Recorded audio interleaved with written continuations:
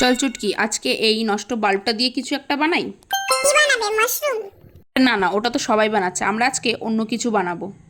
প্রথমে বাল্বের উপরে অংশটা নিয়ে সেটাকে একটি কার্ডবোর্ডের উপর রেখে মাপ নিয়ে এরকম একটা সার্কেল কেটে নিতে হবে। তারপর বাল্বটার উপরের অংশের মধ্যে ভালো করে আঠা লাগিয়ে সেই সার্কেলটার মধ্যে চিপকে দিতে হবে। তারপর নিয়ে নাও ব্ল্যাক অ্যাক্রেলিক কালার এবং সামনেটা পুরো ব্ল্যাক কালার দিয়ে ভরে দাও। কিন্তু এটা তুমি কি বানাচ্ছ আমাকে বলো।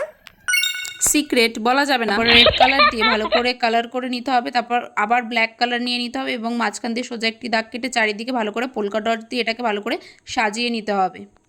ও আচ্ছা, এবার আমি বুঝতে পারছি কিন্তু এটা তুমি কি বানাচ্ছ।